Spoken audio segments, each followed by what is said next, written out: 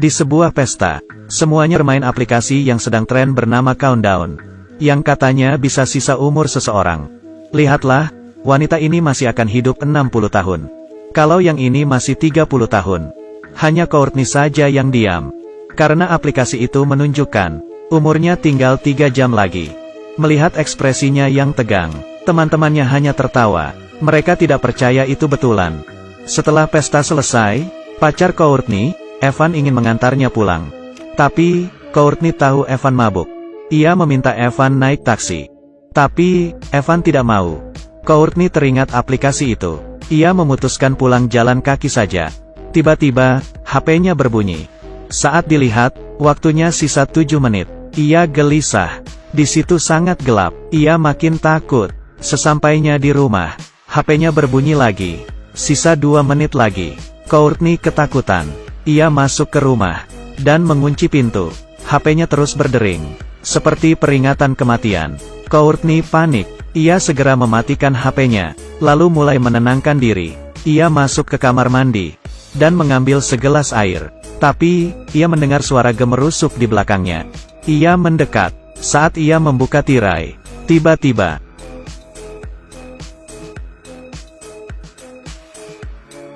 saat ia jatuh, waktunya menjadi 0. Hidup Courtney selesai. Di saat yang sama, pacarnya yang mabuk menabrak pohon. Batang pohon yang besar menembus mobil. Kursi itu harusnya diduduki Courtney. Maksudnya, kalau Courtney naik mobil, pasti ia mati di sana. Evan yang tidak mati dilarikan ke rumah sakit. Perawat ini bernama Quinn.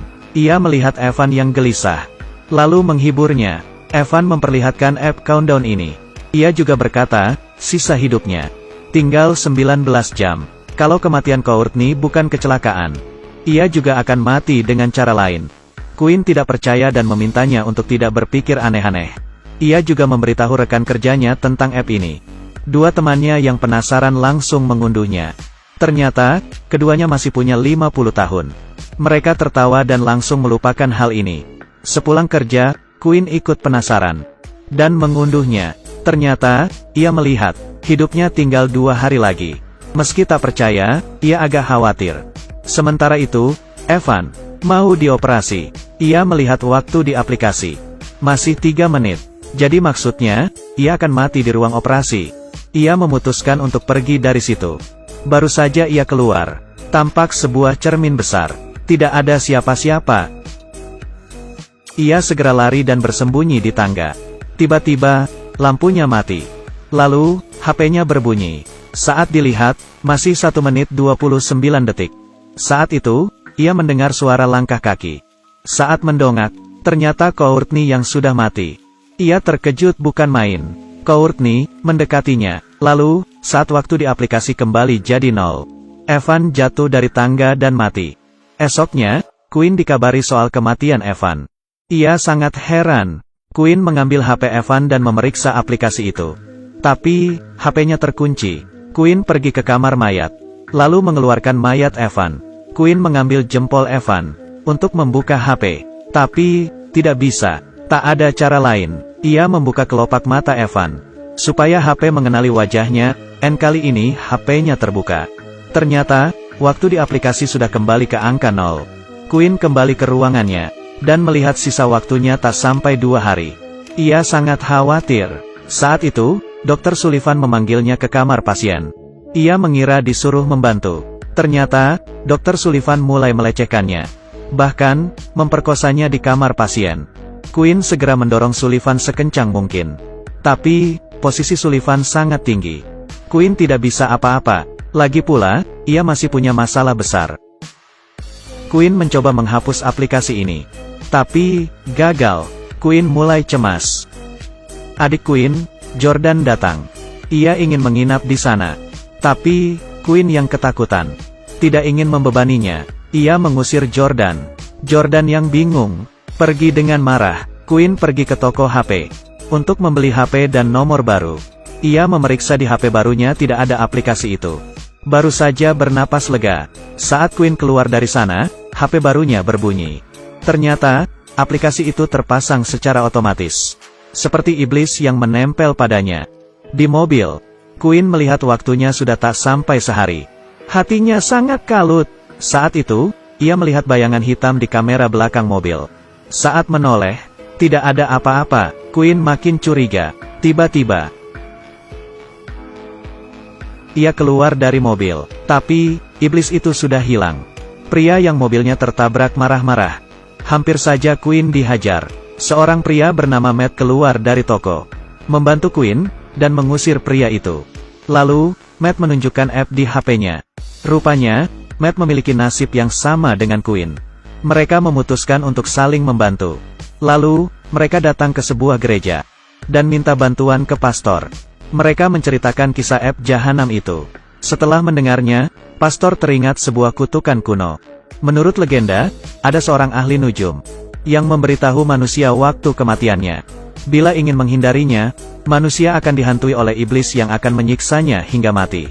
Tapi, pastor ini juga tidak tahu jelas kenapa iblis membuat aplikasi untuk mengutuk manusia. Matt juga bingung. Pastor berkata, bila ingin mematahkan kutukan, mereka harus mengetahui kode aplikasi dan mencari seorang hacker.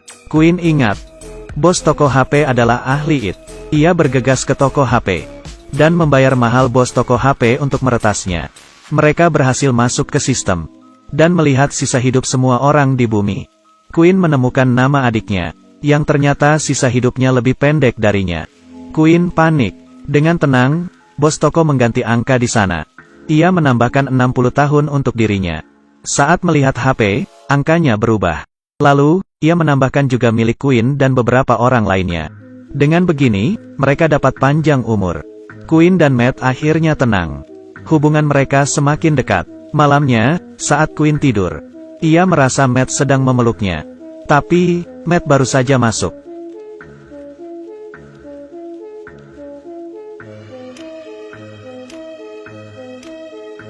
Queen panik dan HP-nya berbunyi lagi. Saat melihatnya, angkanya berubah ke awal. Ternyata, iblis tahu dirinya dicurangi. Waktu Matt sisa 2 jam lagi. Bagaimana ini? Queen segera menjemput Jordan. Mereka bertiga bergegas menemui pastor. Queen memotret kode aplikasi dan memberikannya ke pastor. Pastor sepertinya memiliki solusi, hanya dengan melanggar peraturan aplikasi. Kutukan bisa dipatahkan. Maksudnya salah satu dari mereka harus berkorban dan mati sebelum waktunya. Tentu saja mereka menolak. Pastor berkata, kalau begitu mereka hanya bisa berjudi. Mereka harus mengulur waktu dan hidup melewati batas waktu. Pastor mengambil garam dan mencampurnya dengan cat. Ia membuat gambar lingkaran di lantai. Menurut legenda, gambar ini bisa menangkal iblis. Mereka berdiri di lingkaran. Saat itu, terdengar suara raungan di berbagai arah. Iblis datang. Untung saja, lingkaran itu berfungsi. Iblis tidak bisa masuk. Mereka sangat gugup.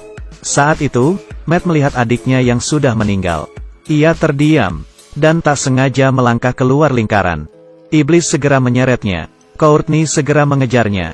Jordan juga mengejar kakaknya. Untung saja, Matt masih hidup. Saat ia berkata, aku tidak apa-apa. Matt tertabrak dan mati. Jordan juga terluka. Lukanya terus mengucurkan darah. Queen membawa Jordan ke rumah sakit. Setelah membalut luka Jordan, ia menyadari waktunya tak banyak. Saat itu, ia melihat Dr. Sullivan yang mesum. Queen ingat ia juga mengunduh aplikasi itu. Maksudnya, Queen ingin membunuh Dr. Sullivan lebih awal. Jadi, iblis itu akan musnah. Queen menggoda Sullivan ke dalam gudang yang tidak terpakai lagi. Ia lalu memukul Sullivan dengan tongkat besi hingga jatuh. Queen menggunakan suntikan berisi morfin overdosis untuk menikamnya. Dr. Sullivan melawan. Tiba-tiba, Sullivan ditarik mundur oleh iblis. Iblis menyelamatkannya. Selesai sudah. Waktu Jordan tak sampai 2 menit. Iblis sudah menemukannya. Di saat-saat terakhir, Queen berkorban dengan menyuntikkan morfin itu ke lengannya. Ia bunuh diri lebih awal demi menyelamatkan Jordan dan melepas kutukan. Ia pamit pada Jordan. Lalu, di depan iblis, Queen jatuh ke tanah. Iblis menarik Queen ke atas. Queen melihatnya sambil tersenyum. Lalu mati. Iblis sangat marah dan perlahan hilang. Lalu, Jordan merangkak ke sebelah Queen. Ia menangis dan memohon keajaiban. Saat itu, ia melihat tulisan di lengan Queen. Narcan, ini adalah nama obat. Ternyata, Quinn yang pintar sudah melakukan persiapan. Ia menyembunyikan obat penawar. Jordan menyuntikkan obat itu di lengan Quinn. Akhirnya, Quinn sadar. Ia berhasil menipu iblis dan menyelamatkan Jordan. Beberapa waktu kemudian, hidup mereka kembali seperti semula. Dr. Sullivan yang mesum juga ditangkap dan dijebloskan ke penjara. Semuanya baik-baik saja. Tapi, hari itu, HP Quinn berbunyi lagi dengan nada aplikasi itu. Saat dilihat, aplikasi Countdown versi 2.0 telah terpasang.